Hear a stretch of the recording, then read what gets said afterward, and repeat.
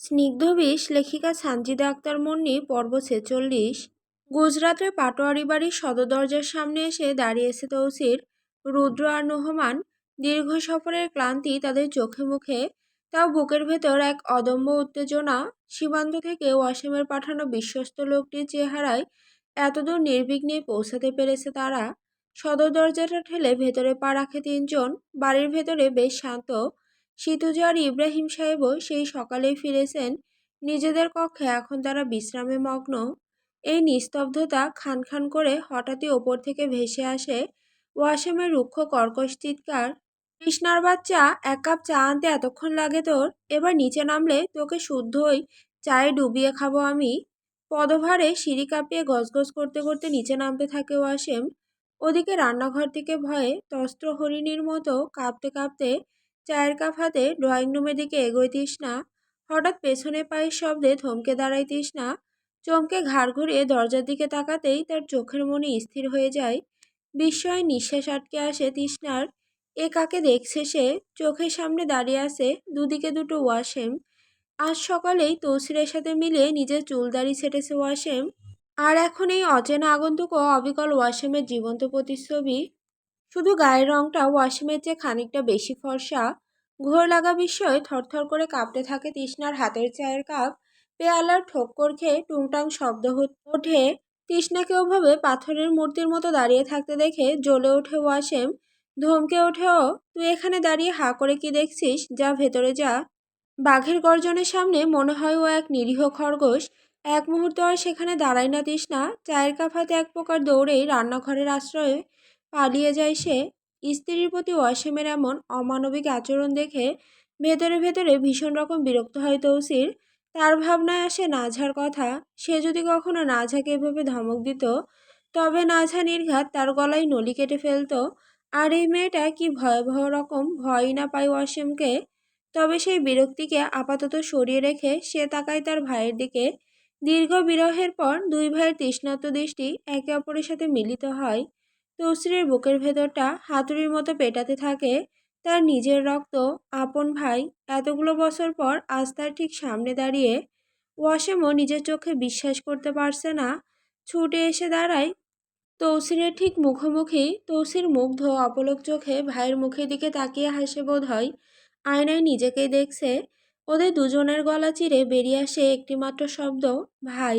এক লাফে তৌসিরকে নিজের চওড়া বুকে আছড়ে ফেলে ওয়াসিম। তৌসিরও দুহাতে শক্ত করে জাপটে ধরে ভাইকে।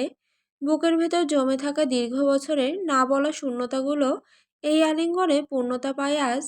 কিছুক্ষণ পর তৌসিরকে একটু ছাড়িয়ে দুহাতে তার গাল আর কান ছুঁয়ে দেয় ওয়াসিম, যেন স্পর্শ করে মেলাতে চায় নিজের অস্তিত্বের সাথে।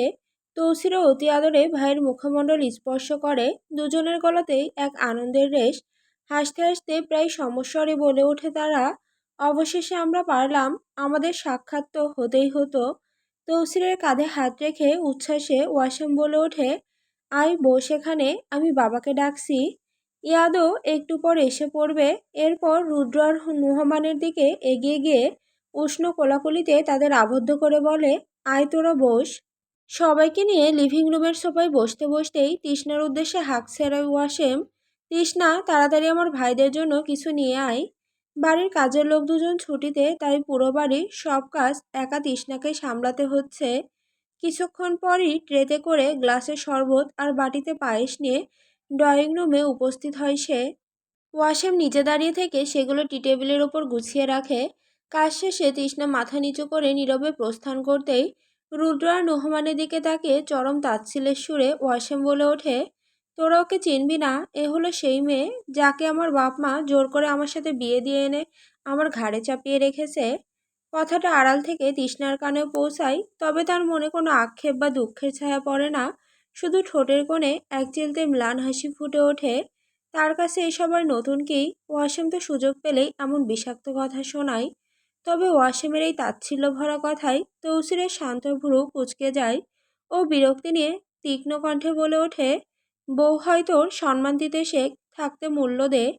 ওয়াসিমের চোয়াল শক্ত করে চোখের দৃষ্টিতে একরাশ বিরক্তি ফুটিয়ে বলে ওঠে, ও আমার কিছু হয় না, ওকে আমি কাজের লোকই মনে করি। তুই এসব ফালতু কথা বাদ দে তো। আর কয়টায় মিশনে বের হবি শুধু সেটা বল। ওয়াসিমের অস্থিরতার বিপরীতে তৌসিরকে বেশ শান্তই দেখায়। হাতের গ্লাসে থাকা ঠান্ডা শরবতে আলতো করে ঠোঁট ছোঁয়ায় সে। গ্লাসের গায়ে জমে থাকা বিন্দু বিন্দু পানির দিকে একদৃষ্টিতে তাকিয়ে ধীর গলায় সে উত্তর দেয়, আগে ঘাড় তাড়াটা আসুক, ও এলে তারপর চূড়ান্ত সিদ্ধান্ত নেব। ও তো আবার এখন কি ভেবে বসে, যে কোনো সময় তেরা হয়ে যেতে পারে। ঠিক এমন ধীর পায়ে সিঁড়ি বেয়ে নিচে নেমে আসেন ইব্রাহিম সাহেব এবং সিতুজা। তাদের উপস্থিতি ঘরের উত্তপ্ত পরিবেশকে কিছুটা হলেও শান্ত করে তোলে। তাদের দেখে তৌসির তৎক্ষণাৎ সোফা থেকে উঠে দাঁড়ায়, সম্মান জানিয়ে বিনয়ের সাথে সালাম দেয়। আসসালামু আলাইকুম, কেমন আছেন আপনারা? ইব্রাহিম সাহেবের বলিরেখাযুক্ত চেহারায় এক চিলতে স্নিগ্ধ হাসি নিয়ে নম্র স্বরে বলেন, ওয়ালাইকুম আসসালাম, এই তো আলহামদুলিল্লাহ, একরকম চলে যাচ্ছে। তোমরা কেমন আছো? প্রশ্নটা শুনে তৌসিরের বুকের গভীর থেকে এক যুগান্তরে দীর্ঘশ্বাস বেরিয়ে আসে। শরীরটাকে পুনরায় সোফায় এলিয়ে দিয়ে শূন্য দৃষ্টিতে সে বলে, ভালো নেই আঙ্কেল, সেই 23 বছর আগেই তো আমার সমস্ত সুখ এক লহমায় কবরে চলে গেছে। নিজের ভাই, শেকড় জড়ানো জন্মভূমি, আপন রক্ত সব পেছনে ফেলে এসে কি আর ভালো থাকা যায়? বুকের ভেতর প্রতিশোধের যে লেলিহান আগুন জ্বলছে, তা প্রতিনিয়ত আমার কলিজা পর্যন্ত পুড়িয়ে ছারখার করে দিচ্ছে।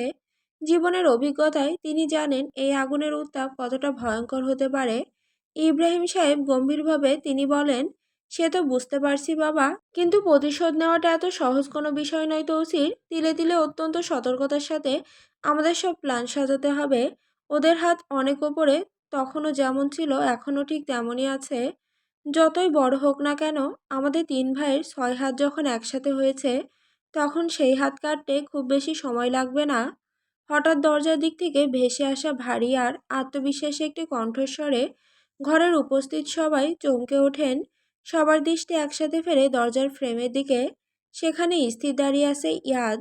ও পুরো অস্তিত্বে এক শিহরণ জাগানো রহস্যময়তা। পরনে কালো রঙের লম্বা স্যুট আর মানানসই কালো প্যান্ট। মাথায় পরিহিত টুপিটার কারণে মুখের অর্ধেক অংশ অন্ধকারে ঢাকা। সব মিলিয়ে তাকে চেনা পৃথিবীর বাইরের এক অদম্য ভয়ঙ্কর সুন্দর সত্তা বলে মনে হয়। ইয়াদকে দেখা মাত্রই ওয়াসেমা তৌসির তৎক্ষণাৎ উঠে দাঁড়ায়। ইয়াদ এগিয়ে এসে তাদের সামনে দাঁড়াতেই 3 ভাই একে অপরকে জড়িয়ে ধরে। দীর্ঘ 23 বছরে জমে থাকা আক্রোশ, না বলা কষ্ট আর অপেক্ষার অবসান ঘটিয়ে 3জনের সম্মিলিত কণ্ঠ বলে ওঠে, অবশেষে নিয়তি সুযোগ করে দিল আমাদের। এই বলে ওদের ছেড়ে ইয়াদ এক বাটি পায়েস হাতে নিয়ে সোফায় জাঁকিয়ে বসে আয়েশ করে পায়েস উপভোগ করতে করতে বাটি হাতে চামচ নাড়তে নাড়তে বলে, পায়েসটা কিন্তু দুর্দান্ত হয়েছে, আমাকে আরেক বাটি দাও তো। আসার সময় কিছুই খেয়ে আসিনি, পেটে একদম খিদে লেগেছে। সব কথা এখন থাক, আগে তৃপ্তি করে খেয়ে নিই। তৌসির বা উপস্থিত বাকিরা ইয়াদের কথায় খুব একটা অবাক হয় না। তারা জানে ইয়াদ সাধারণ সমাজের আটপৌরে মানুষদের মতো নয়, যখন তখন উদ্ভট আর অপ্রাসঙ্গিক কথা বলে পরিবেশ হালকা করা বা চমকে দেওয়া তার স্বভাব। ওয়াসিম ইয়াদের দিকে এক পলক তাকিয়ে গলা সামান্য উঁচিয়ে ডাকে, তৃষ্ণা, ইয়াদের জন্য আরেক বাটি পায়েস নিয়ে আয় তো। ডাক শুনে ভেতর থেকে পায়েসের বাটি হাতে বেরিয়ে আসে তৃষ্ণা, কিন্তু বসার ঘরে পা রাখতেই সে পাথর হয়ে যায়। তার চোখের সামনে সোফায় বসা মানুষগুলোকে দেখে নিজের চোখকে বিশ্বাস করতে পারছে না সে। কিছুক্ষণ আগে যে লোকটা এলো, আর এখন যে বসে আছে, কি আশ্চর্য মিল! ওয়াসিমের মতো অবিকল দেখতে আরো 2জন মানুষ বসে আছে ঘরে। 3জনকে পাশাপাশি দেখলে মনে হয় একই মানুষের 3টে প্রতিচ্ছবি। তফাৎ শুধু একটাই, ওয়াসিমের গায়ের রং ওদের দুজনের চেয়ে সামান্য চাপা। এসব কি হচ্ছে এখানে? এরা কারা? তৃষ্ণার মনের ভেতর হাজারো প্রশ্ন উকি দেয়, কিন্তু সে নিজের এই বিস্ময় সযত্নে চোখের পলকে লুকিয়ে নেয়। নিঃশব্দে পায়েসের বাটিটা ইয়াদের সামনে টেবিলে নামিয়ে রেখে চুপচাপ চলে যায় সে। তৃষ্ণা চলে যাওয়ার পর পায়েসের বাটি হাতে তুলে নিয়ে ইয়াদ হঠাৎ ওয়াসিমের দিকে সরাসরি তাকায়। চোখে মুখে কৌতূহল নিয়ে প্রশ্ন করে, উনি কি তোমার স্ত্রী? ওয়াসিম উত্তর দেওয়ার জন্য মুখ খোলার আগেই পাশ থেকে সিতুজা বলে ওঠেন, না, ও আমার মেয়ে। ওয়াসিমের সাথে ওর বিয়ে দিয়েছিলাম ঠিকই, কিন্তু সে তো এই বিয়েকে মন থেকে মেনেই নেয়নি, তাই ও স্ত্রী নয়। সিতুজার কথায় ঘরের আবহাওয়া কিছুটা ভারী হয়ে এলেও ইয়াদ বরাবরের মতোই নির্বিকার। সে সোজাসাপটা ভঙ্গিতে বলে ওঠে, এত সুন্দরী আর এত চমৎকার আচরণের একটা মেয়েকে তো ভাই কোনোভাবেই ডিজার্ভ করে না। ওকে কি নতুন করে বিয়ে দেওয়ার কথা ভাবছেন? তাহলে আমার চাচাতো ভাই মেহেদা সর্দারের কথা ভাবতে পারেন। সে বিয়ের জন্য পাত্রী খুঁজছে, ওর সাথে বিয়ে দিয়ে দিন। অন্তত আমি মাঝে মাঝে এসে এমন দারুণ হাতে রান্না খেতে পারবো। ইয়াদের এই আপাত রসিকতায় ওয়াসিমের ভেতরের রক্ত টকবক করে ফুটতে থাকে। রাগে তার চোয়াল শক্ত হয়ে আসে, চোখের দৃষ্টিতে ফুটে ওঠে এক চাপা ক্ষোভ। কিন্তু সে নিজেকে সামলে নেয়, কোনো উত্তর না দিয়ে দাঁতে দাঁত চেপে চুপ করে থাকে। ইব্রাহিম সাহেবও সম্মতিসূচক গলায় বলেন, হ্যাঁ, আমরাও পাত্র খুঁজছি। যে মেয়েটার কোনো মর্যাদা দেয় না, তার কাছে অকারণে পড়ে থেকে কী লাভ? ভালো ছেলে দেখে বিয়ে দিয়ে দেব। মেয়েটা নিজের মতো করে নতুন জীবন শুরু করুক। তৌসিরও সুযোগ পেয়ে ওয়াসিমকে খোঁচা দিয়ে বলে, বিয়ে দিয়ে দেওয়াই ভালো। ওয়াসিমের জন্য আমরা ওর পছন্দ মতো আধুনিক কোনো বউ খুঁজব। এত শান্তশিষ্ট আর ভালো একটা মেয়ে ওর জন্য পারফেক্ট নয়। এতক্ষণ চুপ করে সব শুনলেও এবার ওয়াসিমের ধৈর্যের বাঁধ ভাঙে। সে বিরক্তি গলায় বলে, হ্যাঁ, দিয়ে দাও বিয়ে। আর আমার জন্য কাউকে খুঁজতে হবে না। আমি এসব সংসারের খেলায় নেই। ওয়াসিমের কথায় ঘরে যখন এক গুমোট অস্বস্তি তৈরি হতে শুরু করেছে, ঠিক তখনই তৌসির একটা লম্বা শ্বাস ফেলে প্রসঙ্গ পাল্টানোর চেষ্টা করে বলে, আমাকে একটা ফোন দাও তো কারো। আমার ফোনটা বন্ধ হয়ে গেছে। বিবিজানকে তো জানিয়ে দিয়েছি যে আমি পৌঁছে গেছি, কিন্তু আমার বউটা সেই যে বাপের বাড়িতে পড়ে আছে, ওর কোনো খোঁজই নেওয়া হয়নি। একটা ফোন করা দরকার। ইয়াদ নিজের পকেট থেকে ফোন বের করে তৌসিরের দিকে বাড়িয়ে দেয়। তৌসির ফোন হাতে নিয়ে দ্রুত নাঝার নাম্বার ডায়াল করে। দুবার রিং হওয়ার পরই ওপাশ থেকে নাঝা কল রিসিভ করে। তৌসির সাথে সাথে সবার মাঝখান থেকে উঠে কথা বলতে বলতে একটু আড়ালে চলে যায়। এদিকে কথা শেষ হয়, ইব্রাহিম সাহেবও নিজের কাজে উঠে যান আর সিতুজা পা বাড়ান রান্নাঘরের দিকে। ঘরের বড়রা চলে যেতেই পরিবেশটা আবার পাল্টে যায়। ইয়াদ এবার রুদ্র আর নুহমানের দিকে একটু ঝুঁকে এসে গলার স্বর নামিয়ে ফিসফিস করে জিজ্ঞেস করে, কিরে, তৌসির কি বউ পাগল নাকি? ওর বউ তো ওর সাথে মহাগাদ্দারি করেছে, তাই না? রুদ্র ইয়াদের কৌতূহল দেখে মুচকি হাসে। তারপর তৌসিরের দিকে এক ঝলক তাকিয়ে চাপা গলায় বলে, আরে ভাই, কি যে বলো না। ভাই তো নাঝা ভাবি বলতে একেবারে পাগল। তুমি তো জানোই না, ভাবি একবার ভাইকে জেলে পাঠিয়েছে আর একবার নিজের হাতে গুলিও করেছে। এত কিছুর পরও ওই ভাবির জন্যই ভাইয়ের বুকের ভেতর ভালোবাসার দম ভরা সমুদ্র। হ্যাঁ, তৌসির জানতো ওই দিন যে নাঝা বিবিজানকে গুলি খাওয়াতে চেয়েছিল, কিন্তু লেগেছিল তার। সে জেনেও চুপ ছিল, নাঝাকে কিছু বলেনি, কিছু করেনি। ইয়াদ নিজের কপালে গভীর ভাঁজ ফেলে বেশ জোর গলায় বলে ওঠে, এমনটাই তো হওয়া উচিত। আমিও তো ভাই আমার বউকে নিজের জানের চেয়েও বেশি ভালোবাসি। বউকে তো ভালোবাসতেই হয়, বউই তো ঘরের আসল শান্তি। কিন্তু আমাদের আশেপাশে এমন কিছু মানুষ আছে বুঝলি, যারা বউকে বিন্দুমাত্র সম্মান করে না, ভালোবাসাও দেয় না। এদের পরিণতিটা দেখিস, একদিন ঠিকই বউকে হারাবে, আর তখন একা বসে ভেড়ার মতো কাঁদবে। ইয়াদের কণ্ঠের প্রতিটি শব্দ বিষাক্ত তীরের মতো ছুটে যায় ওয়াসিমের দিকে। কথাগুলো যে তাকে উদ্দেশ্য করে বলা, তা বুঝতে ওয়াসিমের এক মুহূর্তও লাগে না। রাগে তার সারা শরীর রীতিমতো জ্বলছে। দাঁতে দাঁত চেপে গজগজ করতে করতে সে ঘর ছেড়ে বেরিয়ে আসে সোজা বাগানের দিকে। ভেবেছিল খোলা বাতাসে একটু স্বস্তি পাবে, কিন্তু এই বাগানে এসেও তার শান্তিতে শ্বাস নেওয়ার উপায় নেই। বাগানের এক কোণে আসতেই তার কানে ভেসে আসে তৌসিরের কণ্ঠস্বর। তৌসির দাঁড়িয়ে আছে সেখানে, কানে ফোন চেপে নাঝার সাথে কথা বলছে সে। ওয়াসিম থমকে দাঁড়ায়। তৌসির বেশ মরিয়া হয়ে নাঝাকে বোঝানোর চেষ্টা করছে, তুমি কি একটু শান্ত হয়ে আমার কথাটা শুনবা? খামোকা তো রাগ ঝাড়ছো কেন? আমি কসম খেয়ে বলছি ফোনে চার্জ আসছিল না, তাই তোমায় কল দিতে পারি নাই। কিন্তু ওপাশে থাকা নাঝা তো কোনো যুক্তি শুনতে নারাজ। সে প্রায় চিৎকার করে ওঠে, হ্যাঁ, একবার অন্তত ফোন দিয়ে কি বলা যেত না? ইচ্ছে থাকলে মানুষ ঠিকই উপায় বের করে। কিন্তু আপনার তো সেই ইচ্ছেটাই নেই, তাই বলবেন কি করে? থাকুন আপনি আপনার ওই কাজ আর অবহেলা নিয়ে। আমাকে আর কখনোই ফোন দিতে হবে না। তৌসির পরিস্থিতি কিছুটা সামাল দেওয়ার চেষ্টা করে, গলার স্বর নরম করে বলে, ও আমার শাওয়া বোঝো না ক্যা? আমি একটা জরুরি কামে আটকে ছিলাম, আর আমার এই শাওয়ার মোবাইলটাও তো সময় মতো কাজ করে না। তৌসিরের এই অসহায় আর্তনাদে না যাইবার কিছুটা শান্ত হয়। অভিমানী আর মৃদু স্বরে সে জিজ্ঞেস করে, বাদ দিন এসব অজুহাত। এখন আপনি শুধু এটুকু বলুন, আপনি কি আমাকে মিস করেছেন? তৌসির হাফ ছেড়ে বাঁচে, হ্যাঁ করছি তো, বহুত মিস করছি। নাঝার কণ্ঠে এবার অনুরাগ নিয়ে বলে, তাহলে এতক্ষণ ধরে সেটা বললেন না কেন?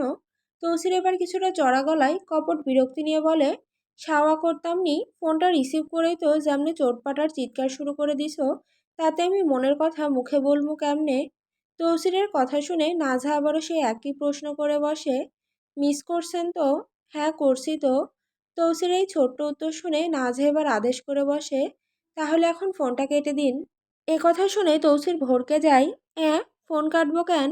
নাঝার গলার স্বর এবার স্পষ্ট অধিকারবোধ এনে বলে, আপনি এখন ফোন কাটবেন, কেটে আবার নতুন করে আমায় কল দেবেন, আর কল রিসিভ হতেই বলবেন যে আপনি আমায় ভীষণ মিস করছেন, আপনার এখন শুধু আমার পাশে থাকতে মন চাইছে। ওর এই মিষ্টি আবদার শুনে তৌসির না হেসে পারে না। ঠোঁটের কোণে এক চিলতে হাসি ফুটিয়ে ও নরম স্বরে বলে, আপনি যা হুকুম করবেন ম্যাডাম। কথা রেখেই তৌসির ফোনটা কেটে দেয়। কয়েক মুহূর্ত পর আবারও কল ডায়াল করে। ওপাশ থেকে কল রিসিভ হতেই তৌসির এক বুক আবেগ ঢেলে ভারী গলায় বলে ওঠে, কই তরি তো, তোরে আমার ভীষণ মনে পড়তাছে রে, তোরে ছাড়া এখানে একটু ভালো লাগতেছে না, বারবার শুধু তোর কাছে ছুটে যেতে মন চাইতেছে, তোরে আরাম দিতে মন চাইছে সারাক্ষণ। তৌসিরের মুখে এমন ঘোর লাগা কথা শুনে ওপাশে নাঝার মুখেও ফুটে ওঠে এক চিলতে তৃপ্তির হাসি। তবে সেই হাসি লুকিয়ে রেখে কণ্ঠে কৃত্রিম রাগ ফুটিয়ে তুলে ও বলে, হুম, একটু বেশিই বলে ফেলছেন কিন্তু। তৌসির কথাটা কানে আসতেই ওয়াসিম আর এক মুহূর্ত সেখানে দাঁড়ায় না। সে বেশ বুঝতে পারে এবার ওদের একান্ত ব্যক্তিগত কথোপকথন শুরু হবে, যা সেখানে দাঁড়িয়ে আড়ি পেতে শোনাটা তার জন্য ঘোর অনুচিত। তাই নিঃশব্দে পা বাড়িয়ে সেখান থেকে সরে আসে সে। তবে জায়গাটা ছেড়ে এলেও তার বুকের গহীনে এক তোলপাড় শুরু হয়ে যায়। আনমনে সে ভাবতে থাকে তার ভাইদের কথা। তারা নিজেদের স্ত্রীদের সাথে কতটা সুখে আছে, তাদের দাম্পত্যে কি নিখাদ ভালোবাসা, কত যত্ন, নিজেদের প্রিয়তমাকে তারা কেমন আদরে আর সম্মানে আগলে রাখে সব সময়। আর সে নিজে নিজের কথা ভেবে ওয়াসিমের ঠোঁটের কোণে এক চিলতে আত্মঘাতী ও তাচ্ছিল্যের হাসি ফুটে ওঠে। সে তো তার তৃষ্ণার সাথে পশুর মতো আচরণ করে, ভালোবাসার ছিটে ফোঁটাও তো সে তাকে দিতে পারে না, উল্টো সবার সামনে নিজের অধিকারের কথাটুকু স্বীকার করতেও তার বুক কাঁপে। কাউকে আজ পর্যন্ত জোর গলায় বলতে পারে না ও আমার স্ত্রী। নিজের এই হীনমন্যতার উপেক্ষার কথা ভেবে ওয়াসিমের দম বন্ধ হয়ে আসছে। সে কি তবে আদপান্ত একজন কাপুরুষ? বিবেকের কাঠগড়ায় সে নিজেই নিজেকে দাঁড় করায় আজ। আর ভেতর থেকে নিদারুণ হাহাকারের সাথে নিঃশব্দ উত্তর আসে, হ্যাঁ, হয়তো তাই। তৃষ্ণার্ত হৃদয়ে শুধু আমি মরীচিকার মতো, তবে তাই যদি হয়, করি নাকো ভয়, জানি আধার রাত ঘনিয়ে হবে সূর্যোদয়। আমি ভেবে নিলাম তুমি সেই লাল গোলাপ, যারে নিরন্তর পাহারা দেয় এক কাঁটার বাগান। গোধূলির ম্লান আলোয় ক্রমশ আবছা হয়ে আসছে চারপাশ। তালুকদার বাড়ির বিশাল ছাদের এক নির্জন কোণে বসে আছেন তালহা ভাই। দৃষ্টি তার সন্ধ্যাকালীন দিগন্তে নিবদ্ধ, আর আঙুলগুলো আপন খেয়ালে মায়াজাল বুনছে গিটারের তারে। উনার দরাজ উদাস কণ্ঠের ব্যাকুল সুরে ছাদের শান্ত বাতাসে ভেসে বেড়াচ্ছে গানের প্রতিটি চরণ। ঠিক ওনার পেছনেই নিশ্চুপ দাঁড়িয়ে আছে নাঝা। এই বাড়িতে পা রাখার পর থেকে সবার সাথে এখনো ঠিকমতো কথা বলে ওঠা হয়নি তার। হবেই বা কী করে? একদিন আর এক রাতের ছোট্ট পরিসরে এত এত মানুষের সাথে কুশল বিনিময় করা কি চারটিখানি কথা? তালুকদার বাড়ির ব্যাপ্তি এক ছোটখাটো সাম্রাজ্যের মতো। বাবার চাচারা মিলে মোট 15 জন। নাঝার বাবা আর নোমান ছাড়া প্রায় সব চাচাই 3-4টি করে বিয়ে করেছেন, যার ফলে শুধু এই বাড়ির চাচাতো ভাইয়ের সংখ্যায় 52 জন। এই বাড়িতে ভাতিজাদের সংখ্যা 27, ভাগ্নেরা আছে প্রায় 20 জন। এর ওপর রয়েছে 15-16 জনের মতো একঝাঁক ছোট ছোট চাচাতো বোন। 4 জন ফুফুর মধ্যে 2 জন থাকেন সুদূর প্রবাসে। সব মিলে এক জমজমাট মেলা। এত সব মানুষের ভিড়ে, এত কোলাহলের মাঝে তালহা ভাইয়ের সাথে নাঝার দেখাই হয়নি এতক্ষণ। পাহাড় চূড়ায় বেয়ে আকাশ তো ছুতে দেখিনি, স্রোতস্বিনীর হাওয়ায় পাড়ি দেওয়া সমুদ্র আছড়ে পড়ে সে ঢেউ। আমার বুকে দুরন্ত বেগে নাকি কাঁদিয়ে আমাকে সেই চোখের জলে ভেজো। গানের রেশ আবারও ঘুরে আসে প্রথম অন্তরায়। নাঝা মুগ্ধ হয়ে শুনছে। সুরের মোহমায়া কিছুতে কাটতেই সে ধীর পায়ে এগিয়ে যায়। নিঃশব্দে গিয়ে দাঁড়ায় তালা ভাইয়ের ঠিক পাশটিতে। নাঝার এই নিঃশব্দ উপস্থিতি কিন্তু তালা ভাইয়ের নজর এড়ায় না। সে যে এসে পেছনে দাঁড়িয়েছে তা তিনি খুব ভালো করেই টের পেয়েছেন। গানের শেষ চরণটি হাওয়ায় মিলিয়ে যেতেই গিটারটা সযত্নে পাশে নামিয়ে রাখেন তালহা ভাই। তারপর মুখ ঘুরিয়ে নাঝার দিকে তাকিয়ে ঠোঁটের কোণে এক চিলতে স্নিগ্ধ হাসি ফুটিয়ে তোলেন। স্নেহমাখা স্বরে প্রশ্ন করেন, কেমন আছিস? ছাদের রেলিং ঘেঁষে রাখা একটা পুরনো চেয়ারে পা রেখে গার্ডওয়ালের উপর উঠে বসে নাঝা। তালহা ভাইয়ের পাশেই বসে সে, তবে মাঝখানে বেশ খানিকটা সযত্ন দূরত্ব বজায় রাখে। এই এক বিঘত দূরত্বটুকু তাদের মাঝে হাজার মাইলের অলিখিত এক নিয়মের দেওয়াল।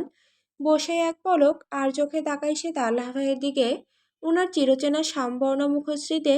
তারপর নিজ দৃষ্টিটা দ্রুত সরিয়ে নিয়ে সন্ধ্যার আকাশের বিশাল শূন্যতায় মেলে দেয় নাঝা। বুকের ভেতরে চাপা দীর্ঘশ্বাসটা গলার কাছে আটকে রেখেই শান্ত স্বরে বলে, আপনি বলেছিলেন না সে আমায় ভালো রাখবে, তাই খুব ভালো আছি। আপনি কেমন আছেন? তাল্লাহ ভাইয়ের ঠোঁটের কোণে ফুটে ওঠে এক চিলতে বিষণ্ণ তৃপ্ত হাসি। দৃষ্টি সামনের অন্ধকারে নিবদ্ধ রেখেই তিনি বলেন, এই তো আছি কোনো মতে, যেমন থাকার মতো। সংসার জীবন কেমন যাচ্ছে? নাঝার চোখে মুখে এক তৃপ্তির হাসি ফুটে ওঠে। সে বলে, খুব ভালো। জানেন তাল্লাহ ভাই, সে আমায় আমার মতোই ভালোবাসে। আমার মাঝেই তার সব সুখ। কথাগুলো শুনে তাল্লাহ ভাই ভেতর থেকে খুশি হন। ওনার বুকের ওপর চেপে বসা কোন এক অদৃশ্য পাথর কিছুটা হালকা হয়। মনে মনে ভাবেন, যাক, পাগলটা অন্তত বাস্তবতা বুঝতে শিখেছে।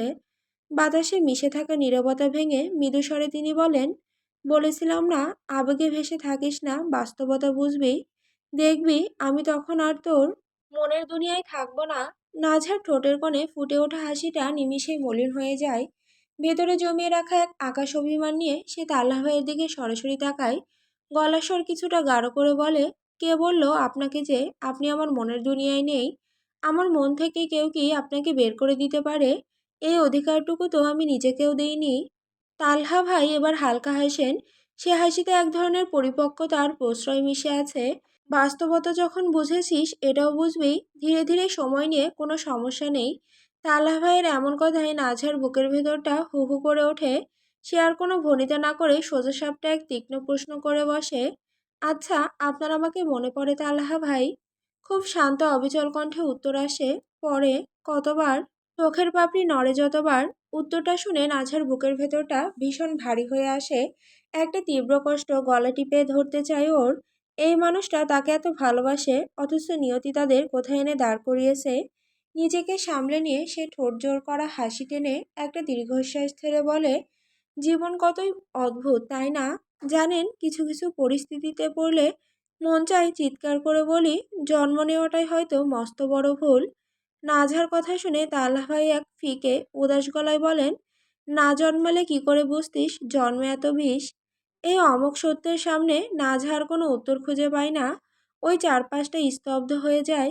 নির্বাক হয়ে বসে থাকে সে বেশ কিছুক্ষণ। হঠাৎ চারপাশের আবছা আলোয় তাল্লাহ ভাইয়ের ভগ্ন স্বাস্থ্যের দিকে নজর পড়ে তার। বুকটা স্যাঁত করে ওঠে। উদ্বিগ্ন কণ্ঠে সে বলে ওঠে, আপনি কি ঠিকমতো খাওয়া দাওয়া করেন না নাকি? এমন শুকিয়ে গেছেন কেন? চোখ মুখ একদম পানসে হয়ে গেছে। নাঝার এই আকল করা প্রশ্নের জবাবে তালহা ভাইয়ের কণ্ঠে কোনো উত্তাপ ছড়ায় না। নেই কোনো অভিযোগের সুর। নিরাসক্ত গলায় তিনি বলেন, ওরা আমাকে অ্যান্টিডোট দেয় না রে নাঝা, আমি মনে হয় আর বাঁচব না। কথাটা শোনা মাত্রই নাঝার মনে হয় ওর বুকের খাঁচায় কেউ একদল জমাট বাঁধা বরফ সজোরে চেপে ধরেছে। শ্বাস নিতে কষ্ট হয় তার। ধমনীতে বয়ে চলা রক্ত যেন মুহূর্তে জমে যায়। তাল্লা ভাইকে স্লো পয়জন দেওয়া হয়েছে। আর এই রোমহর্ষক অমানবিক কাজটা অন্য কেউ নয়, করেছে খোদ নাওমি। ঠিক নাঝার বিয়ের দিন একটা মানুষের মন কতটা পচে গেলে, কতটা অন্ধকারে নিমজ্জিত হলে এমন নিখুঁত বৈশেষিক শখ কষতে পারে। উদ্দেশ্য তাদের একটাই, নাঝাকে যে কোনো মূল্যে এই বিয়েতে রাজি করানো এবং তাকে আজীবন নিজেদের অনামা সুতোয় বাঁধা হাতের পুতুল বানিয়ে রাখা। শখটা এতটাই ভয়ঙ্কর যে যতদিন নাঝা তাদের প্রতিটা কথা অক্ষরে অক্ষরে পালন করবে, ঠিক ততদিনই তারা তাল্লাহ ভাইকে ওই বিষের অ্যান্টিডোট মেপে মেপে দেবে। নাঝার বাপ চাচার তো নিজেদের হীন স্বার্থসিদ্ধি আর লোভের বশবর্তী হয়ে এরা এতটাই অন্ধ যে এমন 10-12টা নাঝা বা তালহাকেও জ্যান্ত কবর দিতে তাদের চোখের পাতা একবারও কাঁপে না। হোক না সে নিজেরই সন্তান, তাতে তাদের কিছুই যায় আসে না। এই যে নাঝার এতদিন তৌসিরের সাথে ছায়ার মতো লেগে থাকা, তাকে ভালোবাসার নিখুঁত অভিনয় করে বিশ্বাসের মায়াজালে জড়ানো, এর মানে এই নয় যে তৌসিরের প্রতি তার বিন্দুমাত্র মায়া জন্মায়নি। সে নিজের ভাগ্যকে মেনেই নিয়েছে যে বাকি জীবনটা তাকেই তৌসিরের সাথেই তার ছাদের নিচে কাটাতে হবে। কিন্তু তার এই মেনে নেওয়ার আড়ালে লুকিয়ে থাকে এক ভয়ঙ্কর আত্মত্যাগও আছে। তার একমাত্র লক্ষ্য এখন তৌসিরের মাধ্যমেই তাল্হা ভাইকে মৃত্যুর মুখ থেকে ছিনিয়ে আনা। তৌসিরের নিজস্ব ওষুধের কারখানা আছে, আর এসব নিষিদ্ধ রাসায়নিক আর ড্রাগস নিয়ে তার আছে অগাধ জ্ঞান। তাই দিনের পর দিন নানা ছলনায় মিষ্টি কথার মায়াবী জালে ভুলিয়ে তৌসিরের কাছ থেকেই এই দুর্লভ অ্যান্টিডোজের নাম আর হদিশ জেনে নেয় নাঝা। তারপর আসে এক ভয়ঙ্কর রাত। রাতের নিস্তব্ধতা চিরে যখন সবাই ঘুমে আচ্ছন্ন, তখন এক বুক ভয় আর কাঁপা পা নিয়ে শিকদার বাড়ির অন্ধকার গুদামে পা রাখে সে। জীবনের ঝুঁকি নিয়ে লুকিয়ে রাখা এক্সট্রা স্টক থেকে অনেক কষ্টে চুরি করে আনে ছোট্ট এই অ্যান্টিডিউট এর শিশিটা। জিনিসটা ভীষণ রেয়ার, সাধারণ ওষুধের দোকানে এর দেখা মেলে না। তৌসিররা এটা গোপনে লোকচক্ষুর আড়ালে সম্পূর্ণ অবৈধভাবেই তৈরি করে। নাজহা তার ওড়নার নিচ থেকে ঘামে ভেজা কাঁপা কাঁপা হাতে ওষুধের বাক্সটা বের করে তার হাতের আঙুল পর্যন্ত থরথর করছে। তালহা ভাইয়ের দিকে হাতটা এগিয়ে দিতে গিয়ে তার বুকটা ডুকরে ওঠে, গলার কাছে দলা পাকিয়ে আসে কান্না। তালহা ভাইয়ের দিকে এখন আর সরাসরি তাকানো যায় না। চোখের নিচে গাঢ় কালির প্রলেপ, গালের হাড় উঁচু হয়ে আছে, ফ্যাকাশে চামড়ায় মনে হয় জীবনের কোনো স্পন্দন নেই। বিষের ধীর ও নিষ্ঠুর প্রভাবে তরতাজা প্রাণবন্ত মানুষটা ঝড়ে নিভু নিভু প্রদীপের মতো কাঁপছেন। নাঝার গলা বুজে আসে কান্নায়, অতি কষ্টে ঢোক গিলে ভেতরের কান্নাটাকে দমিয়ে রেখে সে বলে, আল্লাহর পর এই পৃথিবীতে আপনার আর কেউ নেই আমি ছাড়া, তাই আমাকে আপনার শেষ ঢাল হতে হবে। নিজের প্রাণের ঝুঁকি নিয়ে নিজের কুমারিত্ব, নিজের সমস্ত আত্মসম্মান আর পরিচিতি বিসর্জন দিয়ে শুধু আপনার জন্য এই ওষুধ নিয়ে এসেছি আমি। আমি চাই না আপনি আমার হন, কিন্তু আমি চাই আপনি বেঁচে থাকুন। এই পৃথিবীর যে কোনো প্রান্তেই হোক না কেন, শুধু সুস্থভাবে শ্বাস নিয়ে বেঁচে থাকুন। একটুখানি দম নেই সে, তারপর টলটল করতে থাকা চোখ জোড়া শক্ত করে চোয়াল শক্ত রেখেও আবার বলে, তৌসিরকে আমি সব খুলে বলবো। আমার বিশ্বাস উনি আমাকে ঠিকই বুঝবেন। ওনাকে দিয়ে আমি আপনার পাসপোর্টের ব্যবস্থা করে দিব। আপনি অনেক দূরে দেশের বাইরে চলে যাবেন, এই জানোয়ারদের বিষাক্ত শ্বাস আর নোংরা ছায়া থেকে অনেক অনেক দূরে। আর আমি আমার নিয়তি মেনে নিয়ে নিজের সংসার আর একঘেয়ে জীবন নিয়ে ব্যস্ত হয়ে পড়ব। কথাগুলো শুনে তাল্হা ভাইয়ের ধুকপুক করতে থাকা দুর্বল বুকটা স্যাঁত করে ওঠে, কলিজাটা কেউ মনে হচ্ছে ধারালো ছুরি দিয়ে এফোর ওফর করে দিল। এই স্বার্থপর পৃথিবীতে নাঝা আজও তার কথা এত গভীরভাবে ভাবে। এই ওষুধ জোগাড় করে আনা তো আর মুখের কথা নয়, এর পেছনে তার নাঝার কত নির্ঘুম রাত, কত শিহরণ জাগানো ভয় আর কত বড় স্যাক্রিফাইস লুকিয়ে আছে। তাল্হা ভাই শূন্য দৃষ্টিতে তাকে ম্লান হাসেন, তারপর কাঁপা কাঁপা হাতে ওষুধের বাক্সটা নিজের হাতে তুলে নেয়। শরীর ভীষণ দুর্বল, আঙুলগুলো থরথর করে কাঁপছে অবিরত। বিষণ্ণ ধরা গলায় শূন্যতা নিয়ে তিনি বলেন, আমার না আজ ভীষণ কষ্ট হচ্ছে রে নাঝা, বুকের ভেতরটা দাউ দাউ করে পুড়ে যাচ্ছে।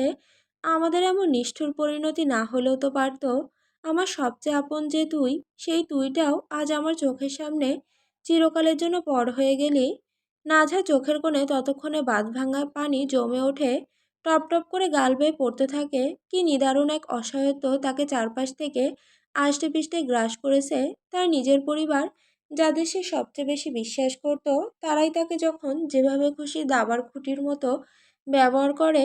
না দিল আল্লাহ ভাইয়ের সাথে একটু শান্তিতে থাকতে, না দিবে এখন তৌসিরের সাথে সবকিছু ভুলে একটা নতুন জীবন শুরু করতে। দুহাতে সজোরে চোখের পানি মুছে নেয় নাঝা, ভেতরের সমস্ত জমে থাকা যন্ত্রণা, আক্ষেপ আর ক্ষোভ উগরে দিয়ে ভারী গলায় সে বলে ওঠে, আমি শুধু চাই আমার ভালোবাসার পুরুষটা ভালো থাকুক। হ্যাঁ, আমি হয়তো হব সবার চোখে একটা দুশ্চরিত্রা নারী, আমি চরিত্রহীন, আমি সুযোগ সন্ধানী দুমুখো সাপ, আমি মহা ছলনাময়ী, আমি জঘন্য খারাপ।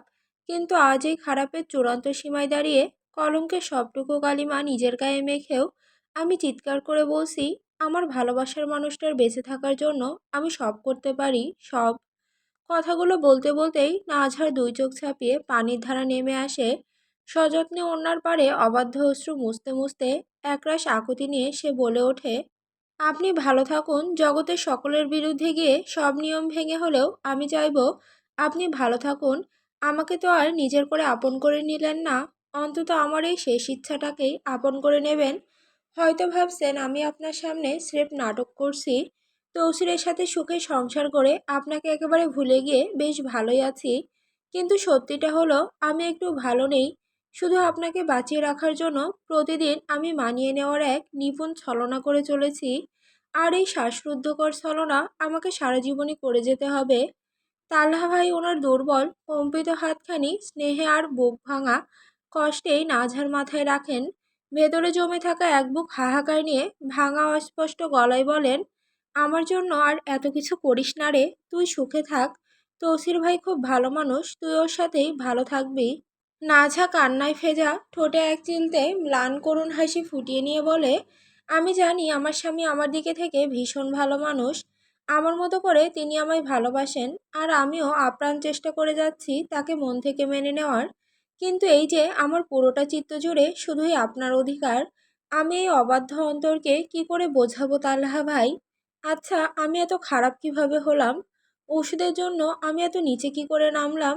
এত নিকৃষ্ট কেন হলাম আমি? আমাদের পরিবারের মানুষগুলো এত স্বার্থপর কেন বলুন তো?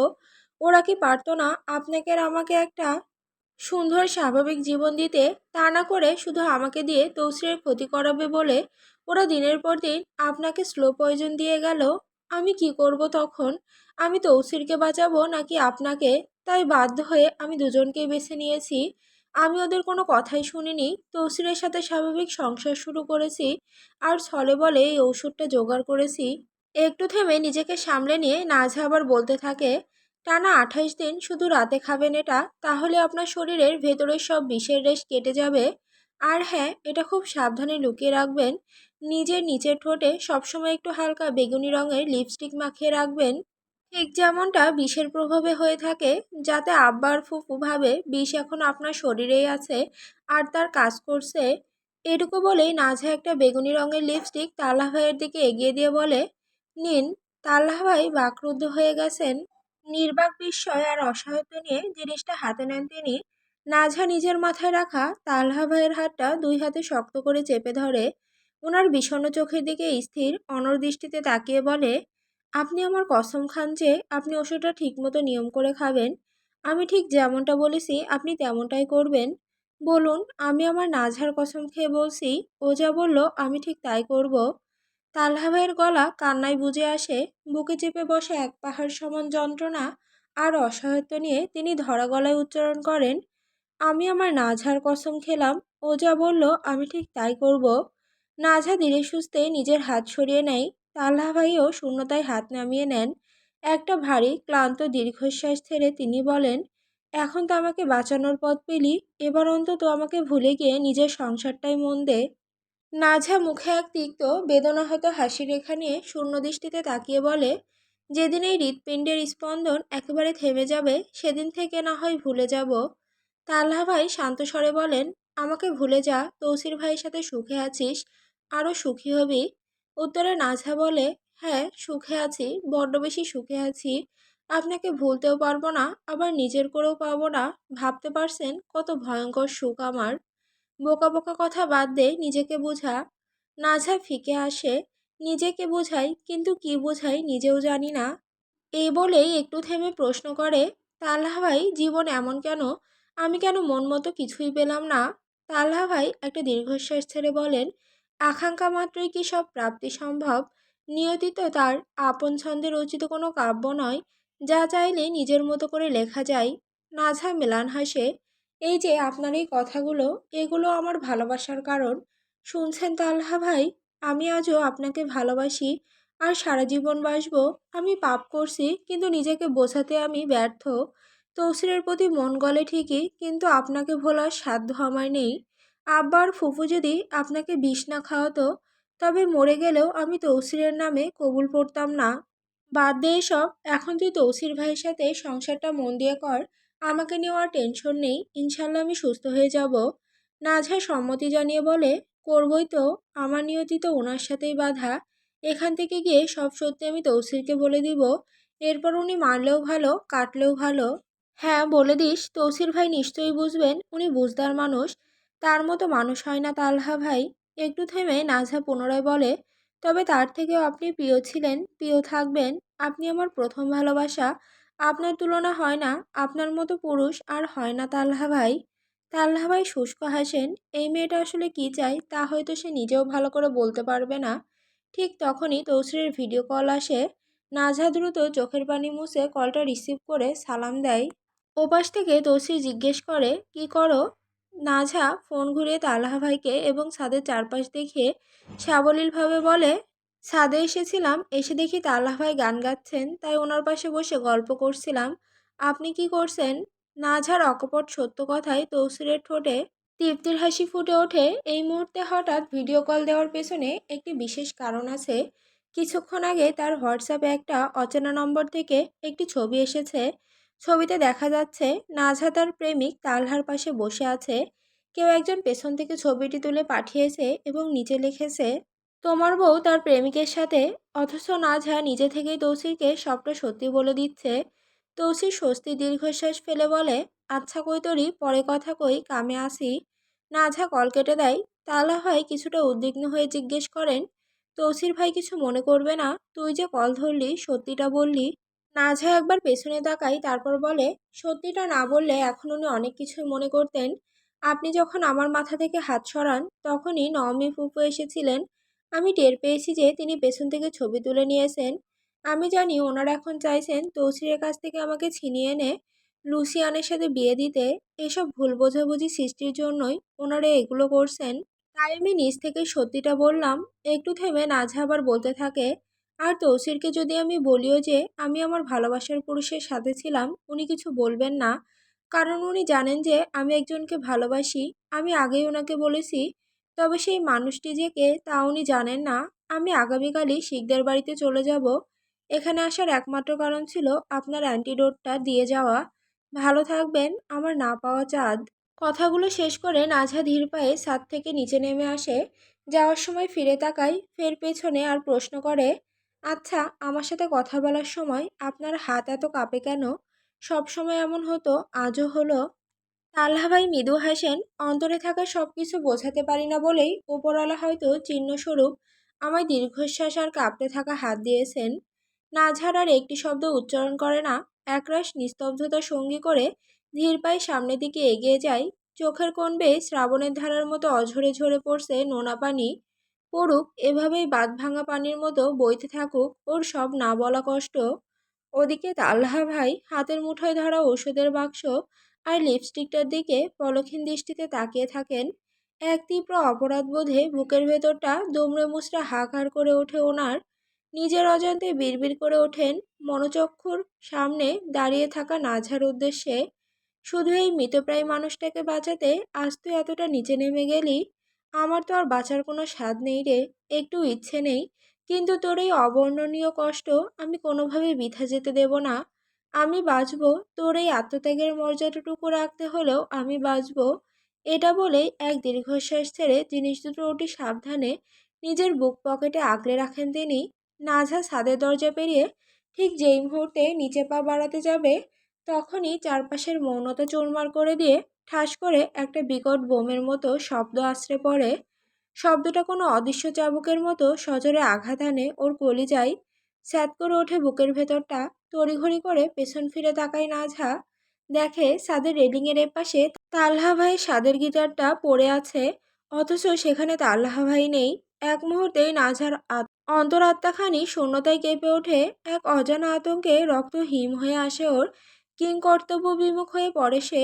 বিস্ফোরিত চোখে কয়েক সেকেন্ড সেই শূন্য রেলিংয়ের দিকে তাকিয়ে থাকে নাজহা। তারপর ওর বুক চিরে বেরিয়ে আসে এক তীব্র গগনবিদারী আর্তনাদ, তালহা ভাই।